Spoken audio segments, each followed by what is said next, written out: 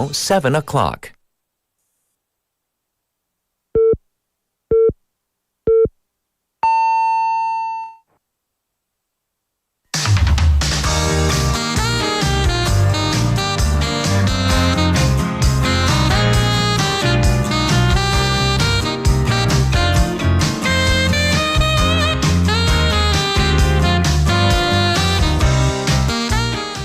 Public protests, this time with K-pop light sticks and candles, have played such a huge part in the National Assembly voting to impeach President Yoon Suk-yeol's decision.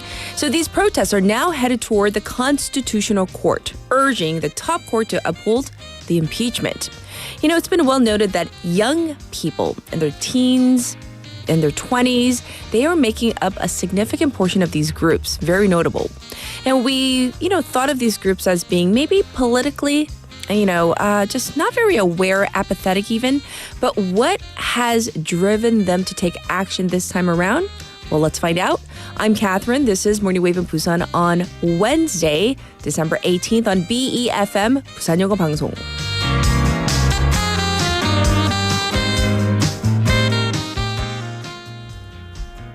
Good morning, Wavers. I hope you're all doing well and are enjoying, well, depending on where you are, but enjoying the cold weather and winter. And I say enjoy because it's probably going to get colder as the days come. Well, even though it's been really cold, people have gone out in that cold. I'm talking about the protesters lighting up their candles and holding up their K-pop, the sticks, and they're actually continuing into the week, not from the weekend. And this time, this is all aimed towards the Constitutional Court. So thousands gathered across Seoul to call for President Yoon Suk-yeol to step down and for the Constitutional Court to uphold his impeachment. There are also protests going on near the court from the president's supporters calling on the court to strike down the impeachment. So we always want to, tell you both sides of the story. What's been notable in the protests in the recent weeks, however, is that teenagers, people in their 20s, they're creating this kind of new culture in these rallies, not only participating in them, but actually voicing their opinion, going on stage to speak. And so some experts say that these young people and their experiences have engineered them to become more politically active. So those in their 20s, what have they experienced? Well, for one, we all remember the Seo Ferry tragedy. So they've witnessed that. Then again, more recently, the Itaewon crowd crush. And also the death of Marine Corporal Che, which all these stories we've covered on Morning Wave in Busan. They've all been marked by what experts and what the public says is poor government response or responses. And on top of this, they are no strangers to the impeachment process because when you think about it, just 8 years ago, ex-president Park Geun-hye was impeached as well. And experts also attribute this to young people wanting to get their voices heard directly on the scene. And experts also note the high participation rate from young women. So that's also a factor. And pundits say that these young people are raised in this age of social media, SNS 세대, 젊은 분들, they're used to kind of, immediate responses, including on things like anything related to social and political, all these issues. And they are sensitive to social issues and are clearly aware that these issues affect their lives directly and indirectly. So this high level of political engagement we see among younger people may be a product of how the country has maybe in their eyes failed them in the past, but they are also setting an example for where they want the country to head. That's our main theme for today. For our text topic, though, speaking of being young, let's go back to our past.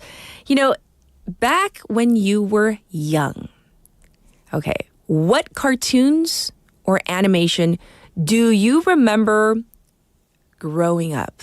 So, whether you are, you grew up in the 70s, 80s, 90s, or 2000s and beyond, right? Because we have young listeners too. what kind of cartoons or animations did you consume? Did you watch? Did you enjoy?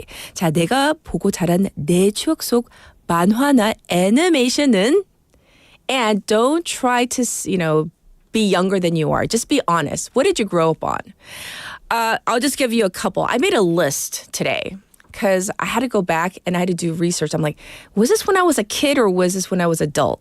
So this is going to, date me. It's okay though. I remember things like Smurfs, My Little Pony, right?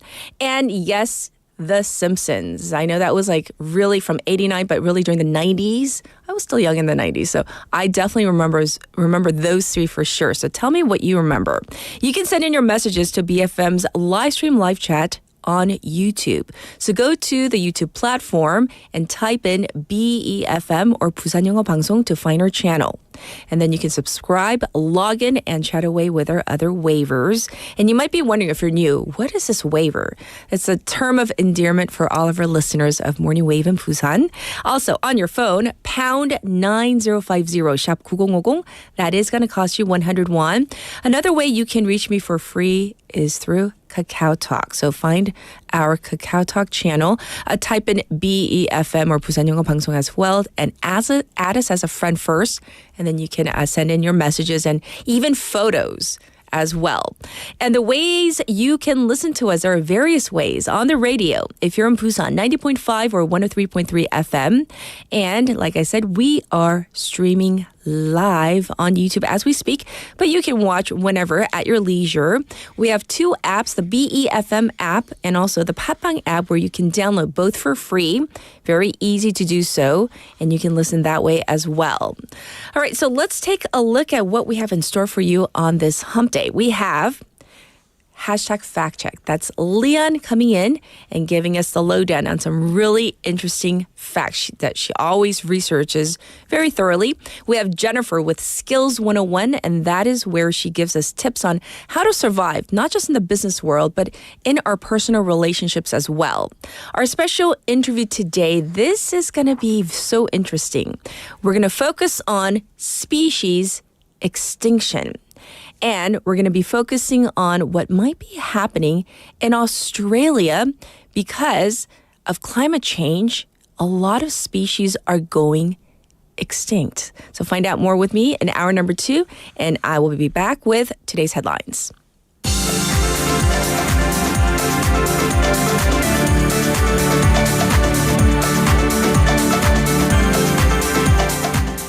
It is now 7:07. These are today's headlines. Yoon reportedly considered martial law in November. The prosecution has secured statements that President Yoon Suk-yeol may have considered declaring martial law in November from his dissatisfaction with the opposition's legislative push. Police failed to raid Presidential Security Service. A joint investigation team failed to seize martial law-related materials from the Office of the Presidential Security Service, PSS, yesterday, after security officials refused entry for the investigators.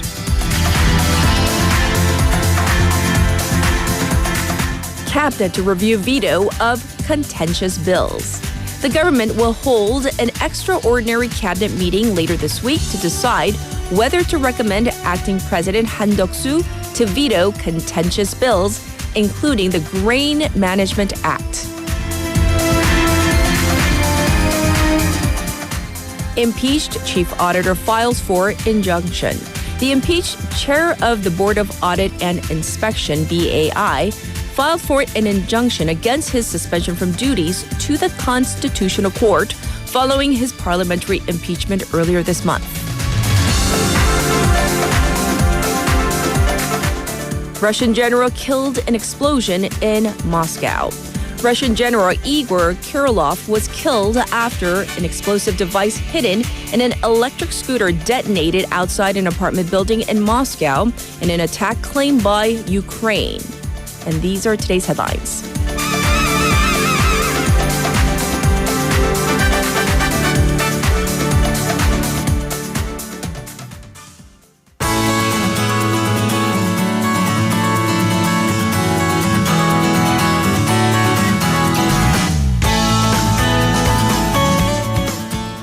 It is now time for Busan Updates. We have Sue in the studio with us. Good morning. Good morning. Hey, so before we jump into what's going on here in Busan, I do want to ask you, what cartoons did you grow up on? Right. 달려라 하니. 달려라 하니? I don't know if you've seen it or not. I've heard it and I've seen like snippets, but I didn't grow up on that. So what else? And 아기 공룡 둘리, like we. Oh, like Dooley, Dooley, yeah. We see it like all the time. He's Yes. kind of like a folktale like character. Everybody knows who Dooley is. Oh, so those are the two main ones. Yeah. So 달려라 하니 was aired on early Sunday mornings. Yes. So I would get up super early just to watch the cartoons, and it was my favorite time. Wow. Of the week. You know what I do remember though? I came to visit my cousins in Korea when I was younger, and there was some sort of frog character. Does anybody know what I'm talking about? It was a frog character. No? Isn't that a sad story? Yeah, that but he loses his mother. yeah, and but I then- don't remember the name. Oh, 개구리 왕눈이. My producer remembers. I remember seeing that when I came to Korea to visit, like during summer Oh, vacation, okay. and I would be like, "Oh, that's so sad, but he's so cute." So that's another one that I do remember. All right, so we're gonna dive into Busan updates. So there is a development project by Sahagu District. So we're talking about the Amisan Sunset Tourism Scenic Spot Development. So we need, what is this information? Yes. So the Sa district is moving forward with the development of a major tourism project to create a scenic connection between 다대포 Beach and 아미산 Observatory. 낙조로 유명한 다대포 해수욕장과 아미산 전망대를 관광 명소화하는 사업이 본격적으로 추진됩니다. So the district is set to complete the feasibility study and master plan for the project by the end of this month. And they plan to conduct the detailed design study in January next year and initiate major construction in 2026. Oh, I see. So what are the features of this development plan? The project features an urban core elevator system, which is inspired by 조감도, bird's eye view. So it's a view, excuse me, from a high angle, like it was seen by a bird in flight. So it would connect these two attractions, Yes. making the distance between them accessible within 10 minutes instead of the previous 30-minute walk. And in addition, a water screen will be installed at the Sunset Fountain Square to display video content. Sorry. Are you okay? Yes? Yes. Okay. And also media for case, 벽면 광고 will also be installed on nearby pine groves to host outdoor movie screenings during festivals. 그래서 사람들이 이제 축제 때 야외 영화관도 즐길 수 있고 다대포의 이제 아름다운 저녁 햇빛도 즐길 수 있어서 Yes. 아주 좋을 것 같아요. Very nice. Well, we hope that this initiative will, of course, transform this region into kind of more of a major tourist hub for Busan, for Western Busan specifically. So let's move on now, though, and talk about this. So I hear that over 40 English conversation instructors staged a protest on the 16th, performing what they're calling an O-body ritual. Like, what exactly is this? An Yes. O-body or O-body? What is this? It's called 오체투지. So it's a traditional form of prostration in Buddhism. Okay. 오체 means 5 parts of human body. 무릎을 꿇고 팔 뻗으면서 이렇게 절하는 거예요. That's what that is. Okay, so what were they demanding? So they were demanding permanent contracts. The instructors, they've been working since 2009. Yes. And they argued that despite their long service, they face yearly contract renewals and a new recruitment process every 4 years. I see. So they claimed that under the law, after 4 years, they should transition to permanent positions. But the Busan Education Office continues to avoid this by repeating the hiring cycle. They also highlighted issues like delayed maternity leave eligibility and lack of benefits like accumulated annual leave and retirement bonuses. Which reset every 4 years. In addition, some teachers face humiliation and workplace power abuses. The English conversation instructor role was created by the government in 2009 Yes. to improve education. In the beginning, approximately 400 instructors worked in schools across Busan. However, due to policy downsizing and job insecurity, this number has decreased to around 150 instructors today. I see. Thanks for explaining. So, what about the city education office? How are they handling this issue? So in response to this, the office defended its practices, explaining that school principals handle the recruitment, that a talent pool system has been established. So a talent pool system is 인력풀인데요. 이제 인력 충원이 필요할 때 대비해서 이제 업무에 적합한 사람을 미리 확보하는 거예요. Yes, yes. And they also explained that measures have been implemented to alleviate both the workload and psychological burden on the instructors. For example, when there is one applicant applying to a school, the demonstration is not required. The teaching demonstration, yes. I see. All right, so that's what's happening on that front. So thanks for going over that. On to our next item. BNK Busan Bank has launched Borak, and this is apparently a school community service? Yes. So this new educational platform aims to provide easy communication between schools and parents. So the service is available for customers aged 19 and above using the Busan Bank's mobile banking platform. And through Borak, excuse me, parents can access important school information such as announcements, academic schedules, and meal plans, and more. And the platform also features an allergy notification function where parents can register their child's allergy list to get information about the school meals. Oh, that's really good. Yes. What else? For teachers, they can create classes to manage communications like schedules, assignments, attendance, and consultations, all in a digital format. And in addition, the platform will help parents and teachers to communicate with a safe number feature, which means teachers' personal phone numbers will not be revealed. The safe phone number is 안심 번호인데요. 선생님들이 이제 개인 번호가 노출되지 않아서 안심하면서 일할 수 있는 환경이 될 것 같습니다. Yes. And lastly, AI voice recognition technology will be used to summarize consultation sessions. So it will make it easier for both parents and teachers to manage communications and follow-ups. Well, hopefully that will help everybody, teachers, parents, and of course the kids.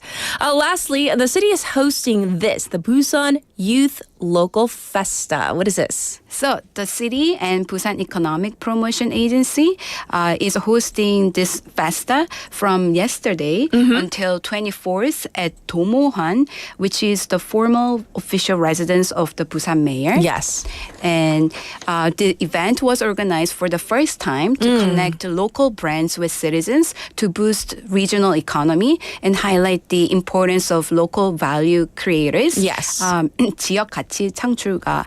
And the program will feature promotion and sale of local products. And of course, there will be some experiential activities like blending rooibos tea and making decorative items using coffee grounds and a traditional liquor tasting. And things like leather craft workshop. Oh, that sounds like a lot of fun. Yes, but prior registration is required to attend this.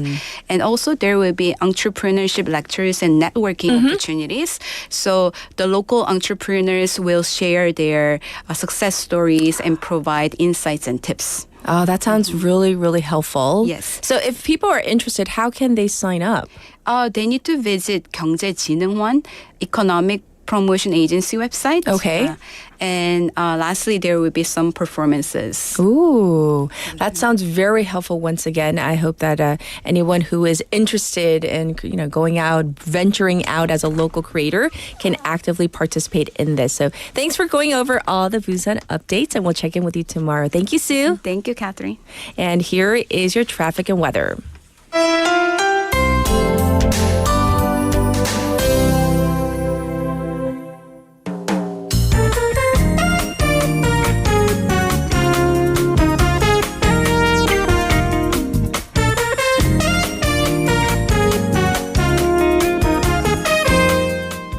It is now 7:19. Here's your traffic report right now. There is congestion detected on the Dongso overpass from Hwangryong ramp to the old Kaegum toll gate. Also, it's backed up on Nakdong-Namno from Hadan intersection to Hagwon Bridge. It's also looking slow on Gwanmun-daero from Bangang Tunnel to Baegang Tunnel. Right now, it is quite chilly. So are you ready? Across Busan, we're getting readings of -1, even -2. But the afternoon high, it's going to go up to just 6 degrees today. There is a dry weather special alert in place over Busan. Across the country, temperatures have dropped to 10 below zero around the central region with a cold wave advisory over northern Gyeonggi and parts of Gangwon as well. So you're going to have to bundle up today. This was your traffic and weather.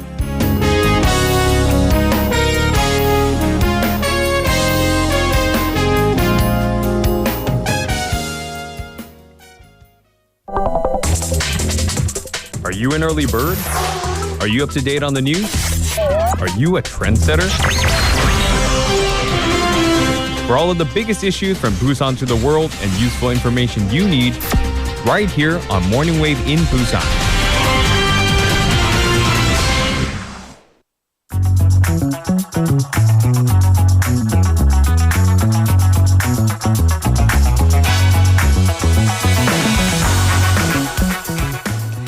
It is time to check in with Haley for News Digest. Good morning. Good morning. Hey, so I've been perusing some of the responses. I think this text topic, which, by the way, for just joining us, I'm asking everybody, what cartoons, animation did you grow up on? Mm-hmm. But the thing is this, it's kind of dating us. What? Kind of. At least we get a general idea of how old people are. Roughly. We can group them into generations. Yes. Can I get some Team SpongeBob, Team Teletubbies? You grew up on Teletubbies? Yeah. But Teletubbies are for babies, are they not? Like really, really? No, she said. Our producer goes, no. You watched it as an adult? Okay, we have some issues. Okay. That was a very definite yes. Yeah. That's what I want for Christmas. All I want for Christmas is a mic and camera on PD. Our producer. Yeah, but not a camera, but a mic. Okay, at least a mic. But yeah, because her reactions are the best. Just this entire morning, I've had the songs playing in my head. Oh, there's no pineapple under the sea. SpongeBob SquarePants. I do a great. I'm not going to do that because it's 7 whatever in the morning and it'll break your speakers. But I can do the laugh. Oh, do the laugh. Come on. Can I do the laugh? Yes. Okay, here we go. Ready? Okay, ready? okay. Do we have the reverb for her? All right. Okay, here we go. You need to bring down the mic though. Okay, reverb. Okay. Right. Ready? Here we go. That's the SpongeBob laugh. Sorry. I told you I don't want to do it, but here we go. Here we go. Thank you. This is the producer's reaction. Very slow clap. Oh, do you remember? Okay, this cartoon I gotta mention. I don't think it was really during my era, but I saw the reruns of this. Inspector Gadget. You have no idea who I'm talking about? No, I do. Oh, you do? Okay. Inspector Gadget.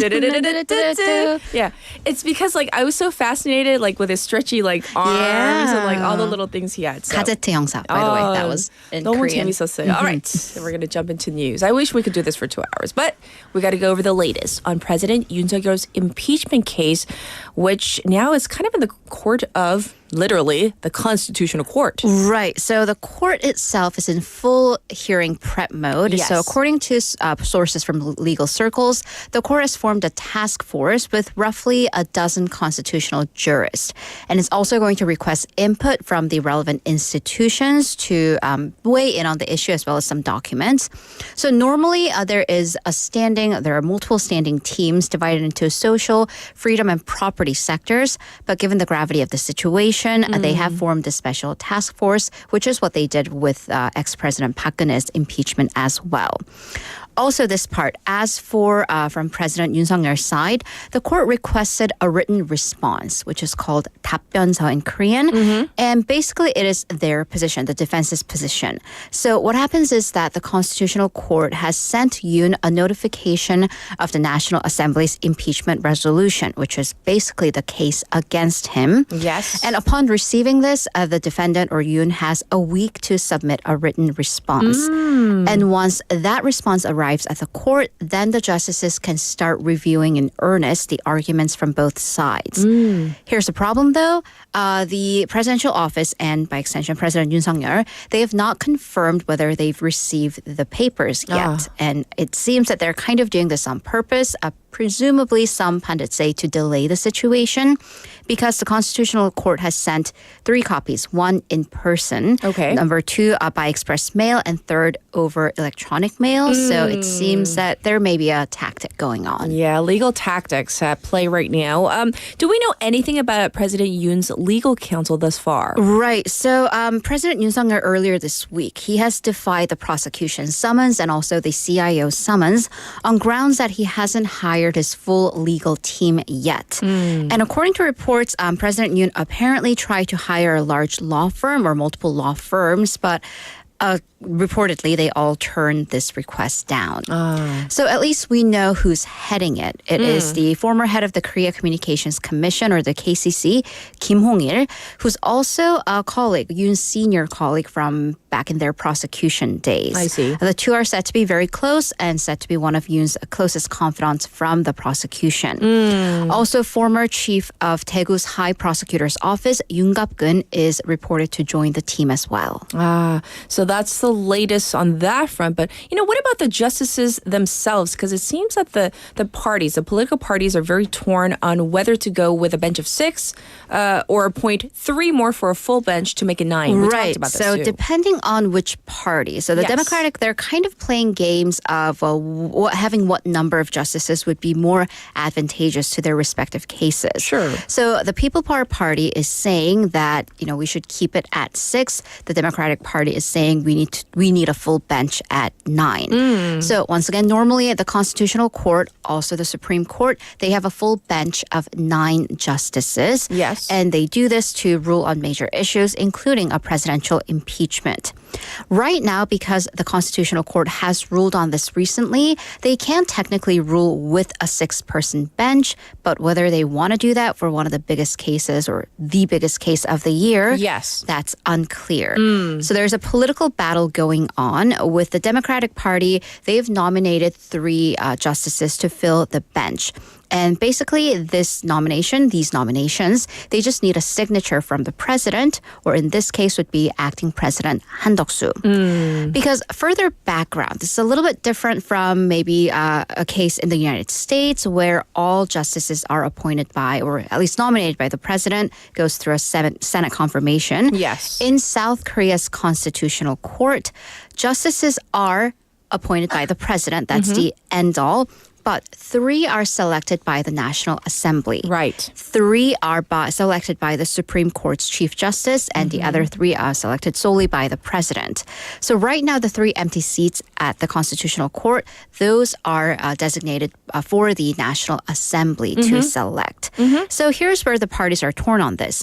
Because of this, with this all background, the Democratic Party is saying that the entity that's tasked with nominating these 3 justices Yes. is the parliament. And basically, the president's signature is just a formality, so they don't see any problem with the acting president signing it. The People Power Party, the PPP's acting chief Kwon Sung-dong says appointing a Constitutional Court justice is outside the powers of the acting president, especially because the acting president is acting as president not to a vacant seat of the president, but a president who has been suspended. So Yes. they're drawing lines there. Yes. Well, the fallout from the very short-lived martial law imposition is still lingering, and institutions are actually encouraging its members to go out for end-of-year celebrations. Right. So these are serious times, but that doesn't mean small businesses, especially, they should suffer. Right. So many public and financial institutions, they did cancel their end-of-the-year celebrations after martial law was, short-lived, but it was imposed. Yes. But there have been reports that small businesses are suffering. So what am I talking about? A survey of 1,630 small businesses from the Korea Federation of Micro Enterprises, 소상공인 연합회, from December 10th to the 13th show that 88%, so it's vast majority, saw their sales decrease since martial law. Yes. Over a third of them saying that their sales have been cut in half. So upon this, Speaker of the National Assembly, Woo Won-sik, urged people to resume and reschedule their canceled end-of-the-year celebrations. The Economy Minister Choi Sang-mok echoing this as well to support small businesses through your year-end gatherings. So Therefore, a lot of institutions have been following suit, including major banks that have called on their departments to hold their end-of-the-year gatherings as planned. Yes, yes. So once again, we don't want our small business owners to suffer. Absolutely not. Even though, things are kind of testy right now, we'll say. Well, for our final story, we're going to go to Europe, where Chancellor of Germany, German Chancellor Olaf Scholz, has lost the vote of confidence. And so tell us what this means for Europe's biggest economy and such an influencer like all around the world, Germany. Absolutely. Yes. So the German parliament held a no confidence vote, 불신임 투표, against Chancellor Olaf Scholz, and that means basically his government has collapsed, which sounds horrible, dramatic. Yes. But here's the thing. It was widely expected, actually calculated, planned on the chancellor's part. Okay. So why would he want to collapse his own government? Here's what's been going on. So Scholz, who is from the Social Democratic Party, the SDP, they are trailing heavily in opinion polls. So they have very low opinion numbers, whereas the Conservative Christian Democratic Union, the CDU, appears to be on course for a return to government. I see. So basically, the SDP's three-party coalition, it collapsed last month, and Scholz has basically fallen into a very early lame duck state. So he is calling and losing this vote of confidence actually brings up the parliamentary elections, which were scheduled for next September. But now, because the government has collapsed, they can hold it in February. So it really brings up his lame duck period so they can kind of regroup. Very much politicking right now. But this is happening as another major European country is going through political changes. Right. So now we go to France, Yes. where its former Prime Minister Michel Barnier has been ousted in another no confidence vote. This was more of a surprise. It was unexpected because he tried to push through next year's budget bill through the without a National Assembly or Parliament vote. So centrist leader Francois Bayrou has been sworn in as Prime Minister. He was chosen by President Emmanuel Macron. Okay. President Macron, he's been facing calls to step down upon the collapse of his government. He has vowed to remain in office until his official term ends in 2027. But here's this. These are internal troubles, domestic troubles, but at the same time, they're not. Because what is the world facing right now? President-elect Donald Trump's return to office in really just about a month. Because Trump is famously and outwardly against NATO Yes, and we know many other international agencies where the U.S. has to pay into and contribute. Sure. And he has repeatedly threatened to pull out of the alliance. So this requires the other parties across the the pond Atlantic to really hold ground. And NATO other leaders include Germany and France, major influences. So 8 years ago, in Trump 1.0, then German Chancellor Angela Merkel really acted as a leader in the organization.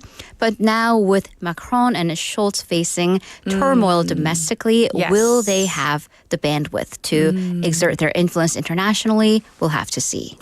Well, there's a lot going on elsewhere around the world. I know we've been very focused on what's happening here, but that's what's happening in other parts of the world. Thank you for all the news. We'll check in with you in hour number 2. Thank you, Haley. See you in a bit. Oh, by the way, I have a comment that says 텔레토비는 아닌 것 같은데요. Is a message, a response. 누굴까요? 고수님이죠. 네. All right, let's get to our first song of the morning. This is 내 마음이 움찔했던 순간. This is by Kyuhyun as requested by Michael Kim. 어떤 말로 표현해야 그대 알 수 있을까요? 어떤 맘을 담아내야만 그대에게 전해질까? 하루 종일 눈에 아른거려서 똑같은 메일을 보내고 있다고 나의 맘이 부담이 돼 그대가 달아날까봐 함께 있는 지금만으로도 충분하다 생각했지만 점점 커지는 그댈 향한 마음에 이젠 말을 하기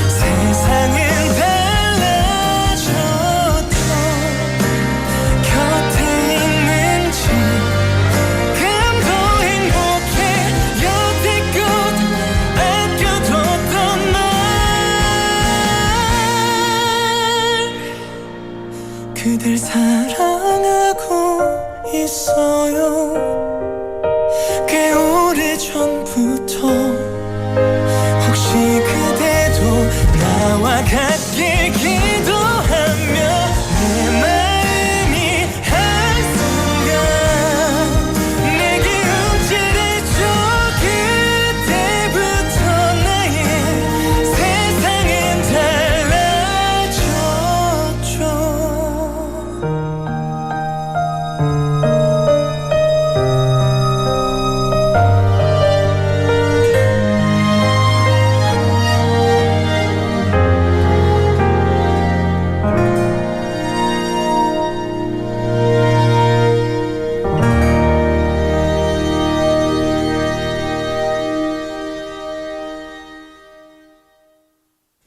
Such a nice mellow song on this Wednesday morning. Back to our text topic. We're talking about your younger days, way back in the day. What cartoons or animation did you grow up on? 자, 내가 보고 자란 내 추억 속 만화나 애니메이션은? And I have Toyoki Nakamura. He is in Japan, I'm assuming right now.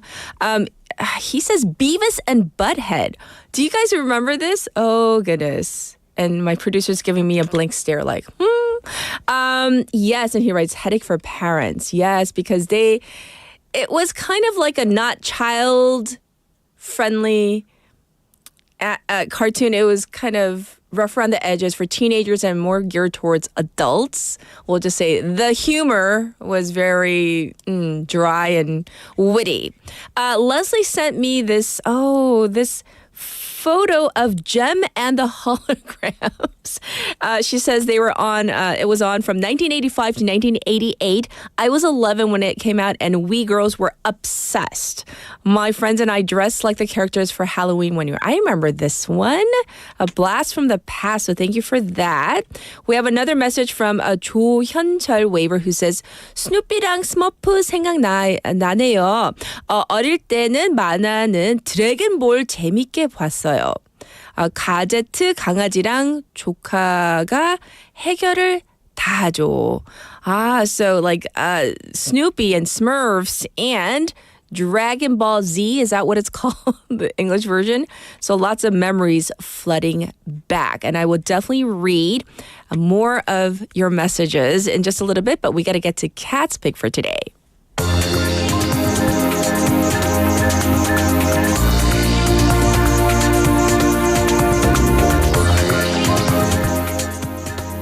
I wish I had a good story to share with you for Cat's Pick. Today I'm going to focus on a shooting in the state of Wisconsin. And it happened at a private Christian school. So here's a clip from the Today Show. This morning, a heartbroken community searching for answers after a teacher and student were killed in a shooting at Abundant Life Christian School.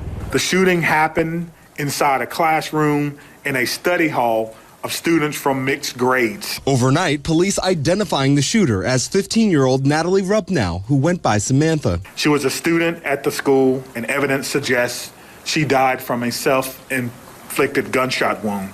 Investigators searching her home Monday. Authorities say a second grader at the school called 911 for help. Don't let that soak in for a minute. A second grade student called 911 at 10:57 a.m. to report a shooting at school. EMS can come in, shooter is down. A teenager and a teacher were killed.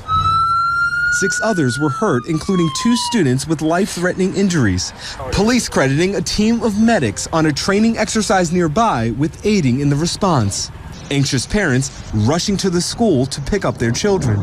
If your kids are at school, they are not okay. If they are at church, they are not okay. Where are they going to be safe? And students processing the tragedy. What are your classmates like? What are your teachers like? They're crying, some are scared. Yeah, hugging each other. As authorities work to identify a motive and examine the shooter's social media, also interviewing her father for hours. The parents are fully cooperating.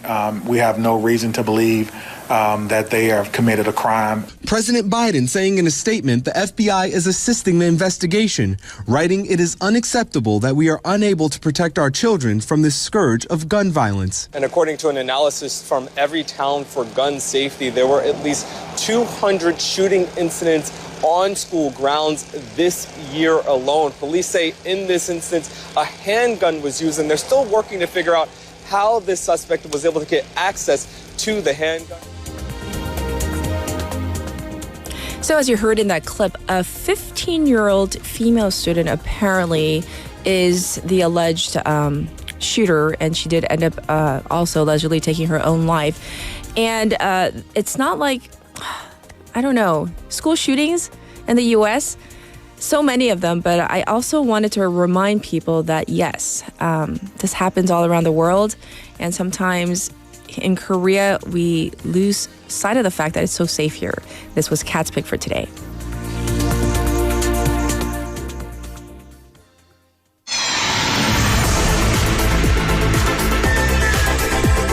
Stay tuned. You're listening to Morning Wave in Busan.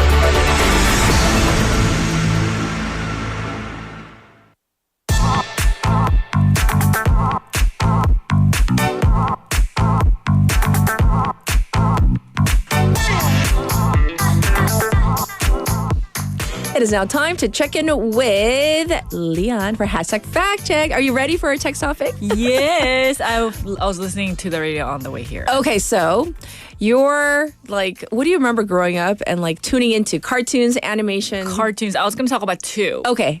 Because I was like really into these two. Which ones? One was SpongeBob. SpongeBob. Because it was the first cartoon that I fell into that was not cute, but ugly. No, I get it. I get it. It wasn't like it, cutesy. Yeah. But it's that ugliness that makes you addicted to SpongeBob. Oh, it yeah. has that like 매력, right? Definitely. And then the second one was Yu-Gi-Oh! Oh, Yu-Gi-Oh! Actually, a lot of our listeners, they're talking about Yu-Gi-Oh! Really? Because I was thinking, does anyone know Yu-Gi-Oh? But let's be honest. Yes. What did our producer say when you mentioned Yu-Gi-Oh? She was like, Yu-Gi-Oh! 전쟁?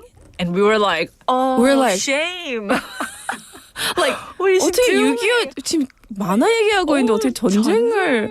Maybe because she's from that era. Just kidding. I mean, I am too, but I still know what it is at least. Yes. Can you explain what that is for? Yu-Gi-Oh! was like, in my days, it came out in my middle school days, and it was something that was hot back then after Pokemon. And everyone was into Pokemon. Yeah. The cooler kids were into Yu-Gi-Oh! And I was like, I'm cool. So I want to be watching Yu-Gi-Oh! Pokemon's for like little kids. Right. So there was like the theme song. Yes. I don't know if our listeners know that goes like Yu-Gi-Oh! Is that how it goes? Yeah, in the beginning, it just like, it raps like that. And then I always like remember feeling excited to like see. just to see it? Yeah, to see what card they're going to just lash out in this episode. Right. Well, now that we have outed our producer, she has no idea what that is. We're going to jump into our topic for hashtag fact check. What are you checking for us today? And today I'm going to talk about, some home traditional remedies that we know, we believe, that can cure common colds. Oh. Do they actually work or not? Is there like a home remedy that you go to when you catch a cold? What do you drink or do you eat something in particular? Right. And I most doctors say there is no real cure. Right. But cure is like a strong word. Yeah. Yes. So make us feel better. Yes. Oh yeah, comfort definitely. food. Comfort food like chicken noodle soup. Or in Korea, but it's, now I've adjusted it to like 닭죽. 닭죽. Yes. Like, not samgyetang. No. 닭죽. Oh, you have to have like the porridge kind. The porridge. Well, at least for the whole family, they love the chapsal. You make it yourself? Oh, yeah. With like the whole, you stuff it in. And I don't do the samgyetang. They don't like that, the herbal. Oh, the namu. They don't like the namu, the twigs. They don't like the twigs. So I take out the twigs. Yeah, the twigs. Yeah. I take out the twigs and I make just the juk. Oh, yes, they love it. Yes. What about you? Recently, this past month, I've been really had really a bad throat. Remember? Yes. And I actually tried the 약도라지 and 배. Oh yeah. And 대추, and you just like boil it, simmer it for like hours. I have that like all the time during winter. Right. I don't know if it really did work or not, but I did feel like I was getting better.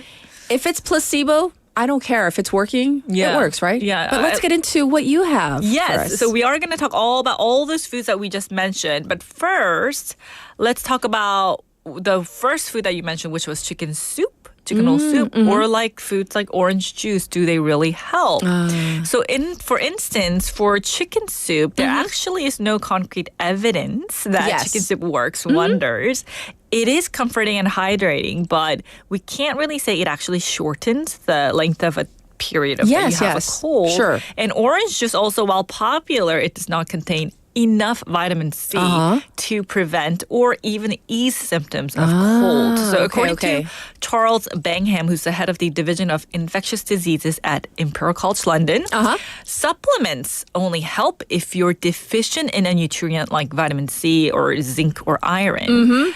If you're already eating kind of a balanced diet, adding more of these nutrients just because you're sick, it won't really do much to help boost your immune system. That's right. And we had an expert on a few weeks back that corroborated this. Yes. Oh, I see. So she was like, don't take too many multivitamins and all that. Oh. Okay, well, I fully get it. Like I said, even if it's placebo, it makes you feel better though. That having that warm broth. Yes. When like it is, nothing like it is quite comforting. Yes. And also, while there has been no reliable research on, the popular effects of a chicken soup, studies did say though that cold remedies have found that supplements rather than food can be effective. You just said don't take too much many, vitamins, yes. but in some cases, it might be necessary. A study conducted over the winters of 2016 and 17 found that taking a multivitamin that contains okay, which ones?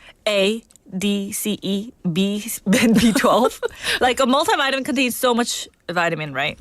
This can actually reduce the frequency and duration of cold symptoms, like a runny nose and cough. So popping a multivitamin, especially, when your appetite decreases, yes, it might really help because this eating too much vitamin on top of a healthy diet might be too much. But when we're all sick and we lose our sense of taste because of our clogged up nose, it might do better to take multivitamins. Yeah, because when you lose your appetite, like you might be deficient in those categories of all the alphabet of vitamins. Exactly. Right? Yes, I get it. Because we're all eating just like hinchuk or something. I have a question though. What is your question? Because like my sister like shoves down my throat like literally because I'm like fighting her. She has these like garlic pills and they're shaped like garlic and they're from a very popular, brand here in Korea that everyone knows. Right. Like she's like trying to pop like 4 in my mouth and I'm like resisting her. Do they taste or smell?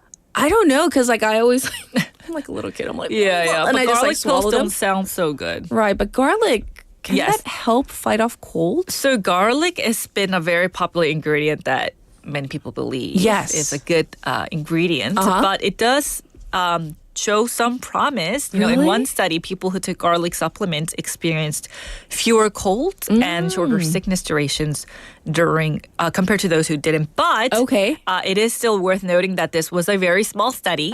So more research is needed before you can fully rely on the effectiveness on the garlic pills. Maybe more placebo for your sister. For your sister, I'm doing something good for my little sister? My little sister. For my little sister. She feels like she's doing something good for Unni. Yeah. It's so annoying. Yes, but yes. This is just for you, huh? Yeah. It's for you. Your sanity. Yes. All right. So let's also talk about vitamin C. Yes. Because a lot of this one I know a lot of elders just like believe in the effectiveness of vitamin C. It will cure you and it will keep you safe. Yes.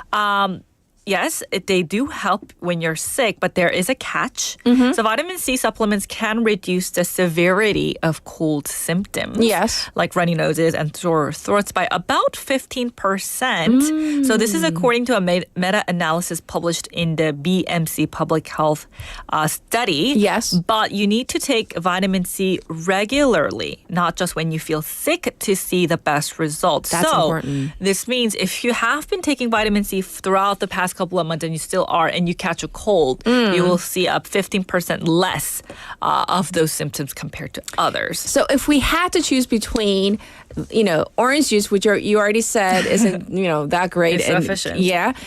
So taking like a supplement of vitamin C might be actually better. Yes. Also, before you're sick and while you're sick, because orange juice, they are super tasty and so nice and cold. Yes. It just simply does not have enough of the dosage that you need of vitamin C, because a small bottle of orange juice contains about 72 milligrams of vitamin C. Sure. It's like your daily minimum, but how are you going to be drinking a bottle of orange juice every day?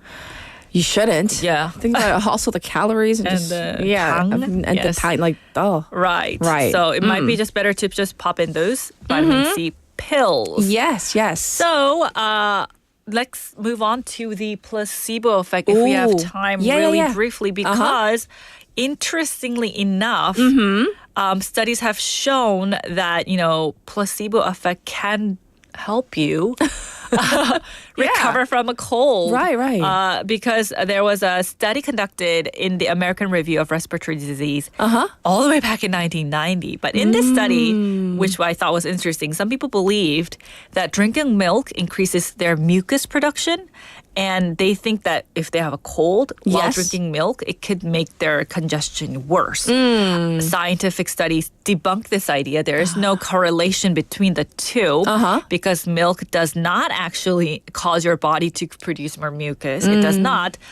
Interestingly enough, though, people who strongly believe in this myth reported feeling more congested, and they felt like they were experiencing more respiratory symptoms after drinking milk while they have a cold. So, this kind of shows how the powerfulness of the beliefs that we have of how food can change our body and, how strong that belief could work. And also similarly, remedies like chicken soup might work in terms of placebo effect because we feel better. Like I feel something a little warm's coming in, and I feel like my little cold energized. I'm winning my cold viruses. And it does wonders, So.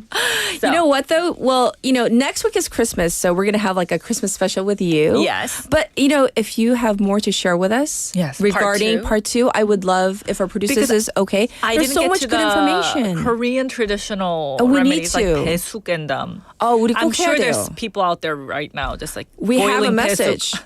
JB, who says, 감기 예방으로 꿀팁 공개합니다. 공개합니다. As he says. 계피가루 1스푼, 꿀 3스푼, 따뜻한 물 주기적으로. So on a regular basis, cinnamon powder 1 scoop, 3 spoons of honey with warm water is what he says works for him. Yes. All right. And that just sounds tasty. Yes. Well, thank you for that. And we'll check in with you next week. Bye. Bye-bye. And this is Chicken Noodle Soup by J-Hope. Clear it out, I let it rain, I clear it out. Chicken noodle soup, chicken noodle soup, chicken noodle soup with a soda on the side. Chicken noodle soup, chicken noodle soup, chicken noodle soup with a soda on the side. From Gwangju 한 거시기에 tum나 충자 street 여기 내 Harlem. Neuron down bounce in my gym. 춤을 뻑까 workaholic mood. 내게 밤샘에 성장한 case. 내 키는 총무로 make I'm okay. 큰 빈전 그려가는 배 꿈을 끌어가는 내 rhythm 들여보는 step. Popping, rocking, hopping, touching, ducking, flashing, flagging. Whoa. 하지만 일같이 한시 바삐 하지 난 위헌일 나를 채찍해 당근은 트로피에 인생의 배팅에 추운 나의 curse. Oh, when the swing is in 나만의 길 with Becky G on the side every day I live. We always got love for where we come from, so let 'em know what's up. No matter wherever we go, bring it back to this place called home, babe. Now that you know it, let me see you. Chicken noodle soup, chicken noodle soup, chicken noodle soup with a soda on the side. Chicken noodle soup, chicken noodle soup, chicken noodle soup with a soda on the side. Chicken noodle soup, chicken noodle soup, chicken noodle soup with a soda on the side. Chicken noodle soup, chicken noodle soup, chicken noodle soup with a soda on the side. Chicken noodle, oh pollo con espagueti. Ninguna de estas mujeres tiene flow que tiene Becky. Latinoamericana soy de aquí.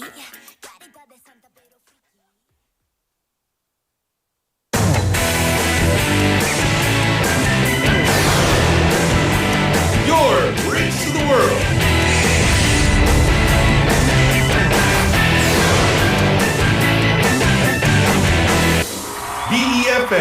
부산영어방송. 새로운 다우니. 건조기를 사용하면 섬유유연제 향기가 사라진다고요? 깜짝 놀라실 거예요. 다우니는 건조기를 사용한 후에도 향이 오래오래. 그래서 입는 순간까지. 다우니 7일간 피어나는 향수. 다우니.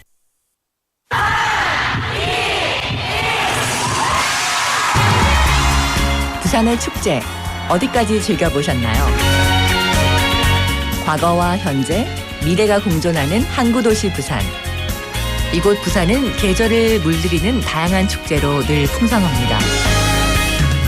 봄의 시작을 알리는 봄꽃 축제부터 부산의 여름을 만끽하는 바다축제, 전 세계 영화인들이 모이는 부산국제영화제와 새로운 시작의 해맞이 축제까지. 부산의 축제는 우리의 열정을 가득 담고 있습니다. 바쁜 일상은 잠시 뒤로하고 특별한 시간을 선물 받는 바로 이곳 부산에서 우리의 삶은 축제가 됩니다. 축제로 하나 되는 부산. 여러분은 어떤 축제를 기다리시나요? 이 캠페인은 대선공익재단과 BeFM 부산영어방송이 함께합니다. 혹시 지금 운전 중이신가요? 어린이 교통사고 피해자 수는 지난 3년 평균 약 9만 명. 특히 어린이 보호구역 안전기준이 강화된 이후에도 어린이 보호구역 내 사고는 지속적으로 발생하고 있습니다. 스쿨존에서는 반드시 시속 30km 이하 서행, 스쿨존 내 불법 주정차 금지, 차량 출발 전 앞뒤 좌우 살피는 습관으로 어린이가 안전한 도시를 만듭니다. 참! 운전 중 휴대전화 사용은 모두에게 위험합니다. 우리 모두를 위한 교통안전, 나부터 실천하면 모두가 안전해집니다.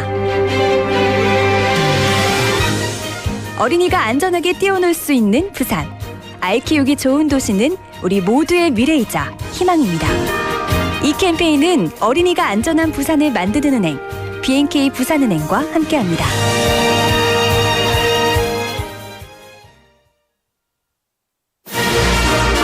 We are the firefighter duo. Winter is so dry. Let's prevent fire by keeping these 3 rules. If you take caution, you can prevent a fire. The number one cause of fire in winter are electric blankets. Take special caution with highly flammable materials such as memory foam, toppers, and bedding. Number 2, having too many appliances on the power outlet is dangerous.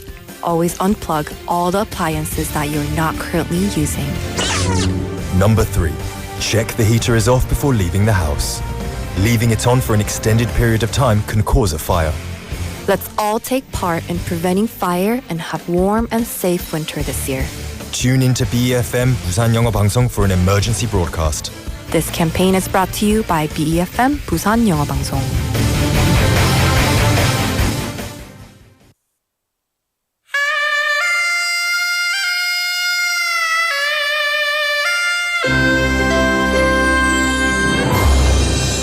The time is now 8 o'clock.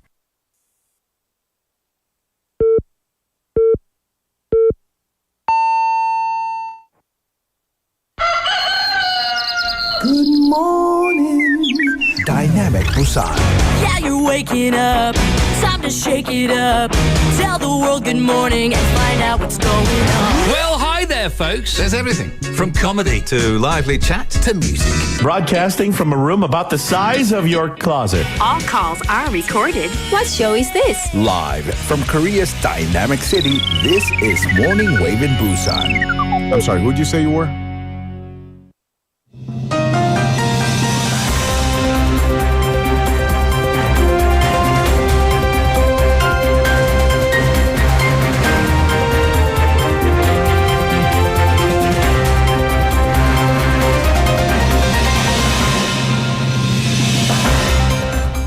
The time is now 8 o'clock, and this is News Highlights.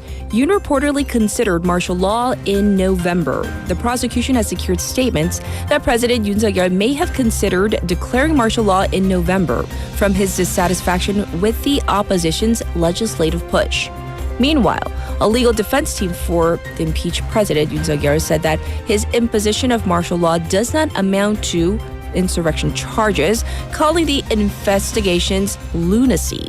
It added that the president will state his position in court if a public hearing is held in his impeachment trial at the Constitutional Court.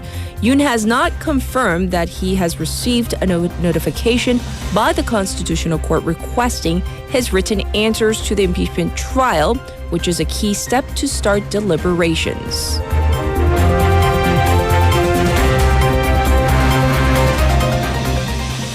Police failed to raid Presidential Security Service. A joint investigation team failed to seize martial law-related materials from the office of the Presidential Security Service, or PSS, yesterday after security officials refused entry for the investigators, resulting in a 7-hour standoff. According to the investigation team, the PSS will later decide whether to cooperate with the raid and inform the investigators today.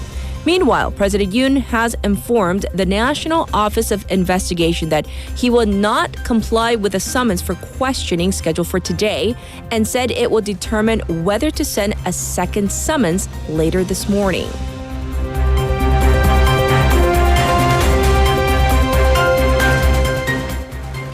Cabinet to review veto of contentious bills. The government will hold an extraordinary cabinet meeting later this week to decide whether to recommend acting President Han Duck-soo can veto contentious bills. The meeting is expected to take place as early as tomorrow to review 6 bills passed by the Democratic Party last month.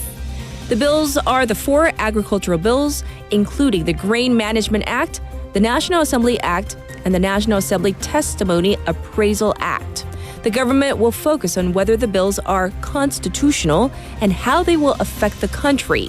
If Han does not veto the bills by Saturday, they will be enacted into law.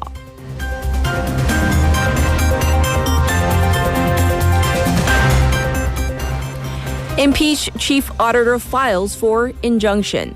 The impeached chair of the Board of Audit and Inspection, BAI, filed for an injunction against his suspension from duties to the Constitutional Court following his parliamentary impeachment earlier this month. Choi Jae-hye is accused by the opposition of conducting a poor review of alleged irregularities surrounding the 2022 relocation of the presidential office from Cheongwade to Yongsan. If the court grants the injunction, Choi is expected to be able to carry out his duties until the court makes its decision on whether to reinstate him or uphold the impeachment.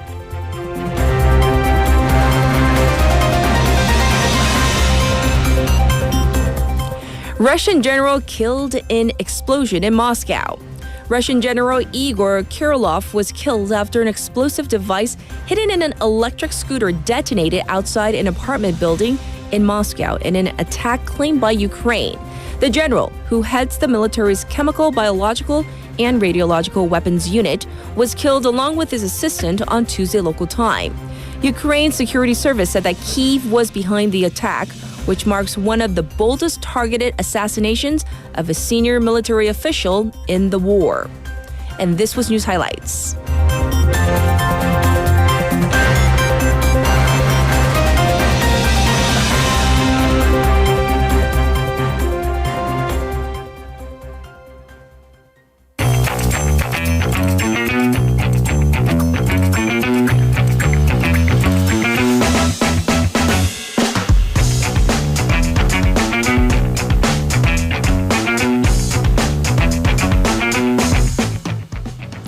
It's time for Waggle Waggle. Haley's back. Good morning again. Do you have any more? 은하철도 999. What? 은하철도 999. What is that? The English? It's the 힘차게 달려라 은하철도. Can I sing? Am I allowed to? 노래는 괜찮아요. Okay. 네. Thank you. Singing is okay. Yeah, it's Tori and Mattel. I think it's Japanese, but it was dubbed into Korean. It's about, I don't really know what it was about. I just watched it because I think I was too young to really grasp what was going on. But it was one of the kind of darker ones. There was a sad, I think Toddy was looking for his mom and they were out of space. Oh no. Yeah. I mean, so many looking for their mom stories, like the 개구리 왕눈이, the frog. Yeah. It's sad now that I think back. Right. I was just like so amazed that they made this frog into like a really cute character. Yeah, it was really cute. Yes. And other messages that have come in. Scooby-Doo. Oh my gosh. Where are you? Scooby-Dooby-Doo. Where are you? And then I don't remember the rest of the lyrics. We need some help from you now. Yes, Leslie Stat. Well, now we're going to jump into our first story for Waggle Waggle. So we've all learned this, right? Don't be lured by strangers, even if they have candy. But apparently this has a whole new meaning, the candy aspect. Right. So we were taught to never follow strangers when they offer to buy you candy or buy ice cream, whatever. But now, don't even take candy offered by strangers. Oh no. Even when your feet are firmly planted in the ground. Yes. So what happened is because a group of elementary school kids, they got sick after eating chocolate from a woman, a random lady who was handing them out in front of their school. Oh. So this happened Monday morning at a school in Incheon. A woman in her 40s, it turns out she was on missionary work. She was giving kids chocolate.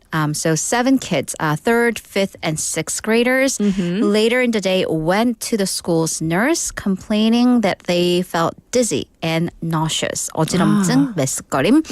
And the nurse therefore called the police. Yes. And the kids, all of them left school with their parents or guardian and went to the hospital. So do we know what the cause was? Well, they're still trying to figure it out. The police, they have apprehended the woman, and she did admit that she gave out candy to the kids to promote her church. The police, they have passed the samples on to forensics, and the public health authorities are checking whether the chocolates were contaminated. Sure. The hospital has said, they have said not conclusively, but the kids seem to have food poisoning, at least nauseous and dizziness.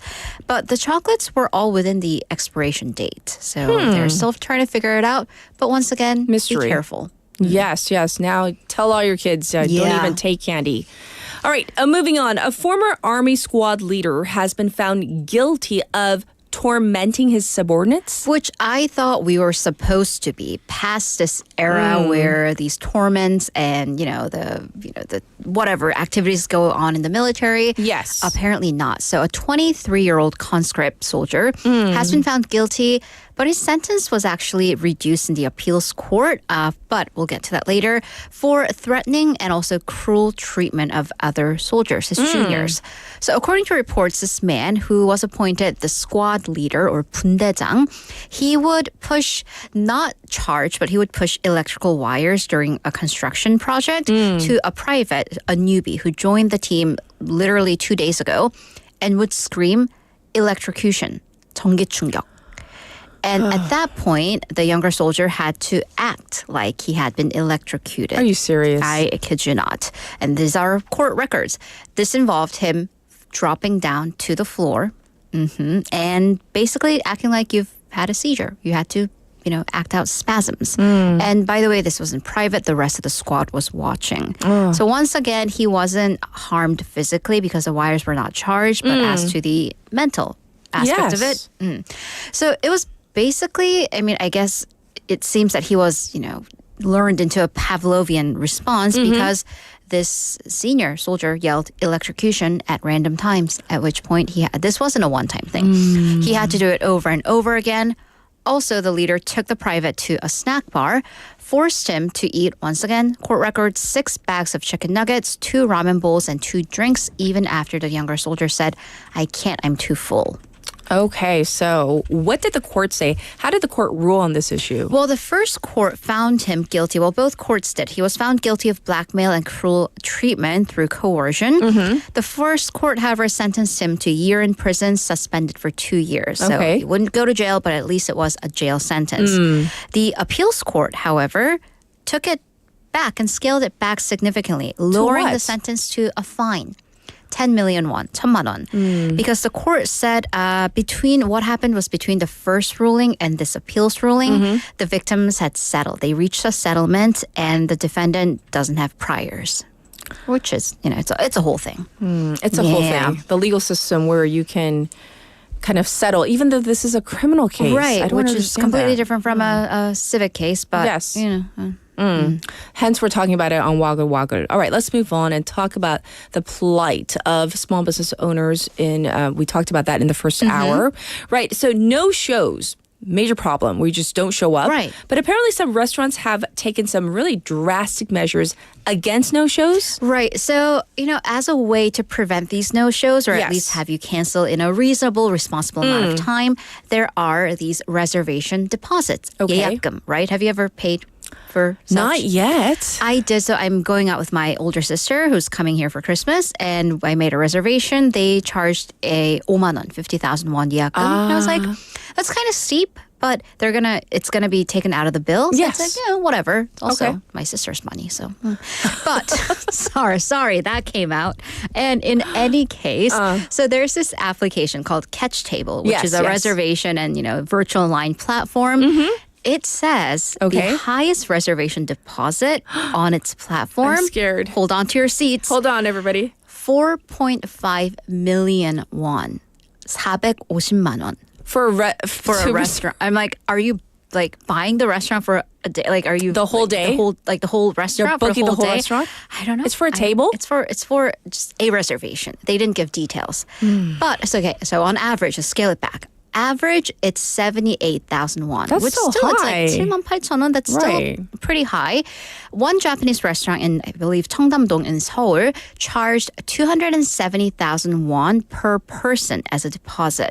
So that means, but by the way, you're paying for the entire meal in advance. So if you're booking for a family of 4 or a group of 4, you are paying over 1 million won in advance, which is your bill, which, I mean, paying 100만 won for one meal is a whole another discussion we could have. I don't believe in prepaying 1 million won for a meal. What if the service, the quality, Right. there are issues. There may be issues, but I mean, Yes. I suppose they're confident that there Okay. won't be. So by the way, if you do pay this and cancel 4 days in advance, you get half of your money back. 3 days in advance, nothing. Nil. So, Okay. but stuff happens. Like, what if a Yes. snowstorm happens? I mean, I'm really interested. What if to there's an know. emergency? I want to see the fine print, Like a on medical this. emergency. Exactly. So, opinion is clearly divided because, especially for these smaller restaurants where it's like a single chef or Yes. one table restaurant, if a customer is a no-show, the restaurant loses the entire time, an I get hour, that. hour and a half worth earnings. Yes. By the way, this is also shocking. One local economic institute said that the no-show rate of restaurants overall, 20%. 1 out of 5? 1 out of 5. I'm like, That's what are you doing, people? I mean, I've had to cancel. I've had to because- cancel. But I always call. But that's not a no-show. No. Exactly. I call and I always apologize. And I try to these call as soon as days, possible. because there are multiple apps where you can make reservation, Yes. it's so easy to cancel. You just click a couple buttons. Any case. But some customers say, this is too much to pay 270,000 won in advance. By the way, where do the authorities rule on this? The Fair Trade Commission, FTC standards say that restaurant deposits should not exceed 10% of your total bill. Oh. But once again, these are standards, they're recommendations. You don't need to follow them. Not enforceable. Nope. Okay. Now we know, you always have a choice. You don't have You do. to eat at that restaurant. You do. The one that charges you 270,000 won. Right. Okay. Next, now for a story or stories that have kind of brought on our text topic. An old animation is getting a revamp. It is, and I'm going to sing for the last time today. Maybe, no promises. 달려라, 달려라. Who's it? Honey. I even know that. Right. Yeah. So the highly popular animation 달려라 Honey or Run Honey is coming back, but this time in theaters. In this was one theaters. of my beloved cartoons. We have a in the back. request. I do. All right. So after my SpongeBob laugh. Yes. So the title of the Into the Theaters is from a very famous line where Honey, with a rival, 나엘이, she says, 나엘이, 이 나쁜 친구야. 꼭 이기고 말 거야. That's what she says. That's. Oh my God! You cannot force me to do this and then go. Okay. Well, 뭐요? 왜요? 자꾸. I'm just glad it says Haley do it, not Kat, because I've never seen Run. It's okay. 한이 한 번도 본 적이 없어요. It's fun. You should watch it. Okay. We'll all take a. Maybe we'll go together. We'll do a 회식. Okay. For Morning Wave. Yeah. Okay. Anyways, so what is this cartoon about, and what is she doing? And by she, I mean me. It's about a young runner, Hani, whose mom died, and she lives alone. Her dad, I believe, works overseas. Sad, I know. There's there's a whole thing. Yeah. Okay. But if you think about it, I think because it was in the 80s, a lot of parents did work abroad to make more money. So I mean, it has, and that was kind of a theme behind Dooley as well. It has very social undertones, But she meets a track coach who inspires her to become a runner. She's actually rather small, short runner. I can definitely identify with that. There's a rivalry with this really tall girl, Nairi, and she's like, Nairi, 이 나쁜 something. So the new film focuses on the rivalry between the two girls. I think they're in high school now in the coming film. It'll be released next year. Oh, that sounds really exciting. People are really, really excited. And 성이 이름 waiver says, 이 나쁜 배. Right. Which I can't say. It's a derogatory word for girls, which I'm like, are we really bringing this back in 2025? I hope not. But by the way, that's the title of the movie. 나쁜 삐리리. And she also continues, 근데 얘도 좀 고집이 너무 세대요, 나이리가. So 나에리 is her name? Her last name is Na. It's Eddie. Yeah. Okay. Yes. I want to see it now. I'm so curious. So become more Koreanized. Yes. Well, on that topic, another symbol from the past is also kind of getting a facelift, we'll say. A facelift. The mailbox. Not your email inbox. Right. But your the physical 우체통.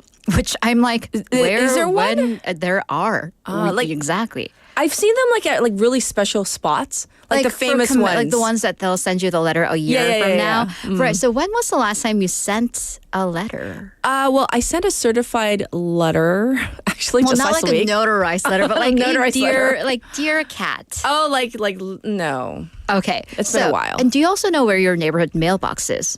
I don't even know. I know where the post office, but not the mailbox. I know where the ATM is, but where's the mailbox? So right. 우체통, they're getting a makeover for the first time in 40 years, not just for mail, but from now on, you're going to be able to put in your discarded and emptied out coffee capsules and medication.